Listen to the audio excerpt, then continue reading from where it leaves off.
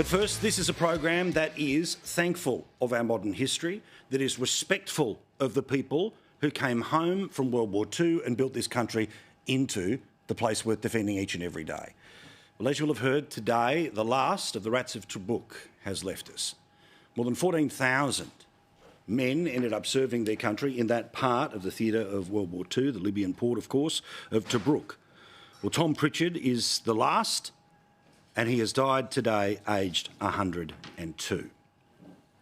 Now, you know inside and out the details of the Rats of Tobruk, but for those who may well be watching us later on the internet or maybe just of a different vintage who don't remember all of the details here, how did the Rats of Tobruk get the name of the Rats of Tobruk? Well, the Australian War Memorial has got many pieces of information that they load up onto the internet, as well as the incredible displays that you can go and see in Canberra, and here's part of their explanation behind the name, the Rats of Tobruk.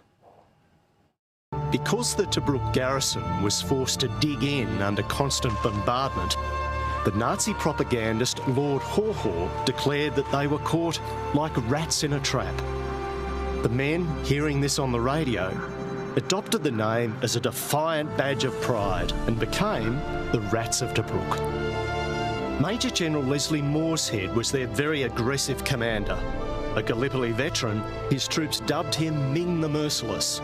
It was a spirit that he passed on to his men, who, rather than being passive and waiting for the Germans and Italians to come to them, went out into no man's land each night to patrol and to harass the enemy. The Australian efforts in Tobruk also produced Australia's first recipient of the Victoria Cross. The Siege of Tobruk offers examples of humour, mateship and endurance.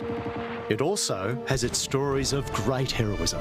Jack Emerson was the first Australian of the Second World War to be awarded a Victoria Cross.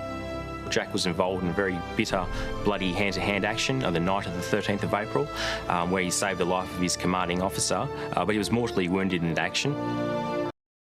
I apologise, one of the first Australians to receive the Victoria Cross, and one of the 14,000 people who are sadly no longer with us, but the world is a better place because of what they did, is again a story supplied in the same video by the War Memorial, a man by the name of John Johnson. Now, he, of course, was one of many who decided to go off to defend his country, to defend the then empire, and to, of course, repel the Germans. The simple story of where he came from and what was left behind is the same as oh so many who died on those and many other fronts. He was a carpenter from rural Victoria. He was a father of 8 children when he went off to war. Each day the kids would write to John about the simple things, school, the chickens not laying eggs. Tragically though, Josephine gets a telegram saying John's been killed, but his letters continue to arrive home for some weeks after the event. Our eternal thanks to all of the Rats of Tobruk after losing the final one today, and slowly but surely the 14,000 before.